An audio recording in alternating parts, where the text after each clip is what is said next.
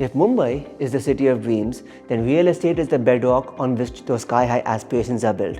And today's guest for C-Suite Conversations is certainly ample proof of that. Let's dive into conversation with Pratyush Pandey on our next episode of C-Suite Conversations. Marksman Daily presents C-Suite Conversations. Hello and welcome to another episode of C-Suite Conversations. With me is Pratyush Pandey. Pratyush, thank you for joining us in this episode. Pleasure. So over the course of your 25-year career, starting out at JLL, then becoming the youngest regional head, and then spearheading the business Upflex India, how have you seen the real estate landscape evolve over the past 25 years or so? I think in real estate, 25 years back when I started, it was a very different environment for everyone. Right. I think real estate was going through a complete metamorphosis where it was only transaction driven. There was no science, there was no logic to it. I think it was also very opaque sort of a business when we all started. The change which I see now, it has become very, very transactional, but there is a methodology in it. Right. Back then, it was just like, when we started, it was like a Sharmaji associate showing you a site and you have to give money and that's the deal. There was no science in it, there was no effort, there was no logic in it. But today when we look at real estate, it's a very, very structured, very, very professional environment. And I think we have come a long way in the past 25 years from where I started and where I see the journey now. It's a very, very different business. And I think back then it was only residential and commercial sales. There was no concept of large leases because there were no corporates coming in. These were all Indian corporate heads which were, doing real estate transactions. Right. Apart from large banks, there were hardly any corporates which were here in the country. True. So when the globalization happened, the country took a great change from coming from 2000 to 2025, where we are today. So it has been a very, very long journey, and from where we started, where we are now, it's a sea difference what I see today. So you've touched a bit upon how the real estate space has ascended to new heights over the past 25 years or so. Looking into the crystal ball, how do you see it playing out over the next decade and more? So from here on, I think real estate, let's split it into 2 or 3 buckets, mainly the residential, the commercial and other stuff. I think the main 7-8 metros, I think the residential values have peaked out. And that's the reason why you will see all the new reports where they are saying that the market has gone down by 10 to X number of percentage. It's purely because the markets have plateaued now. There is not enough juice for it to develop. But coming to tier 2 and tier 3 cities, the opposite effect is being seen there, where we are saying that there is enough opportunity to grow. And with this influx of infrastructure which is going on, you look at the highways which are getting connected, cities are getting connected, smaller cities are getting connected to the bigger cities. So I see a huge amount of influx which is moving from tier 1 to tier 2 cities. There's a huge potential in tier 2 cities, tier 3 cities. I'll give example from my previous background, which is Upflex. Today, tier 3 and tier 2 cities are thriving with co-working and managed offices. So basic employment was coming from tier 3 and 2 to 1. Now, the same employment is getting retained in those cities because the infrastructure is growing. Right. So I think the next 10 years, a decade so, is great opportunity for tier 2 and tier 3 cities. Tier 1 will continue to thrive, they'll continue to make money.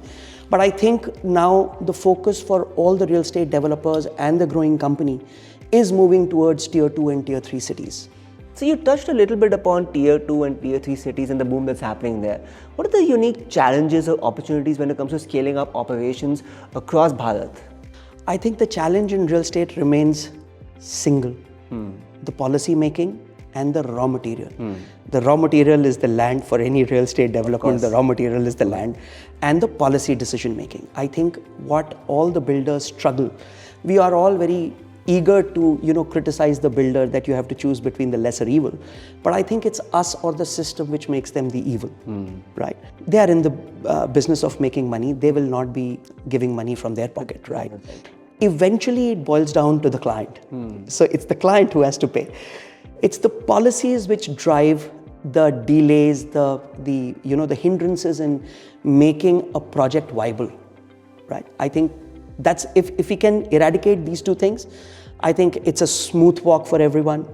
People want to do quality work, but I think somewhere the policy and the acquisition of the raw material, which is land, is still a difficult and tough part in India to deal with. Similarly, we've also seen a major uptick when it comes to the demand in the awareness of the interest in greener, architecture and real estate solutions. Have you seen that also play out? And what kind of role does, say, a policy shift give to that? What kind of impetus does it offer to that kind of a shift? So before I go to India, I'll give you an example. Dubai is a city, is a country where renewable energy can be developed in access to be exported. Yeah. Dubai as one city, somebody did a research and said that we can produce excess energy, but they are not. Okay. It's a policy. Okay. It's a policy. They are not doing it. Right. Today, I think every individual company is focusing on sustainability, which is the biggest thing. If we don't focus it now, 10 years down the line, we'll be left with nothing. So green energy, renewable energy is something which the government as a policy should inbuilt. If you're going to submit a plan for a development, what initiatives you are going to take as a developer, and the government should give you concessions and discounts on it. Incentivize the people who are making green building. Beyond a certain category and quantity of the building, it should be mandatory that you have to use renewable energy. Why you want to put all your pressure on the infrastructure? Look at Bombay. Today we are not able to survive on the basic infrastructure which is available. Yes. Today's newspaper says that yesterday we maxed out on our electricity consumption. We just maxed out. Your grid can go down any day. Think of the building where we are sitting. If this was a green building, it is a green building, where you were using solar power instead of making these glass window panes. If you use solar panes here, your cost of energy and efficiency will go skyrocketing. Absolutely. If the government only says, if you don't do it, we'll not give you the approval. Sure, the cost of the building goes up, but in long term, the cost reduces. Yes. And the effect of that on Mother Nature is far, far higher than anything else. Looking back at your career, just switching gears up a little bit to talk about you as a person, as a professional, was there any particular pivotal moment that, looking back, you can pinpoint as having shaped your own leadership style or approach or philosophy, if you want to go that far? I think our biggest learning comes from the people who we work with. I think I was fortunate that all my people who I worked, my bosses, my colleagues, they always challenged, they always showed me the right path. I think everyone has a very different way of dealing and leading the business, the team, how they conduct.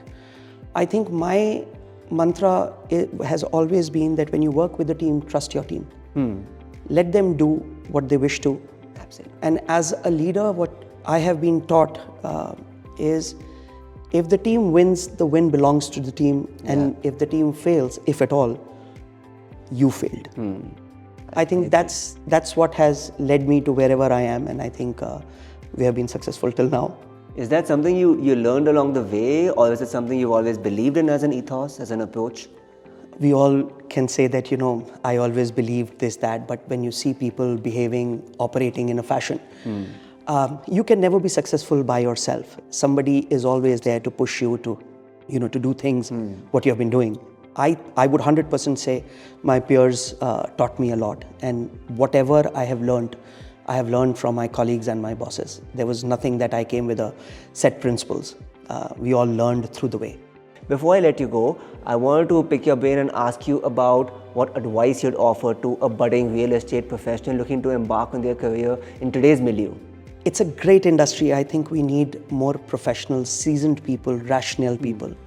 Real estate has been looked at as a very irrational business. It has been looked at a very, not now, many years back. I think it's a great place to be.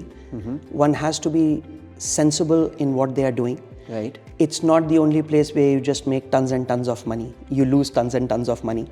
So you need to have your head on the shoulder no matter what part of business you are in. It's a very fancy business, but it takes a lot of acumen and grit to be successful in this business. Patience is something which is key in this business. You can't be successful overnight in real estate. I think that is so true, because even just as the best of buildings aren't erected overnight, Exactly. Foundations are laid, it takes time to come to fruition. So is true for our professional lives as well. Yeah. Pratyush, pleasure chatting with you. Thank you for Likewise. being with us. Thank you. Thank you so much. Which one of us doesn't have dreams of achieving something that's larger than life? The cornerstone of achieving that, though, is leadership. Leadership that influences, leadership that inspires. And my guest on today's episode of C-Suite Conversations is certainly one who's influential and inspirational. Thank you for watching this episode. I hope you enjoyed it, and I'll see you in the next one.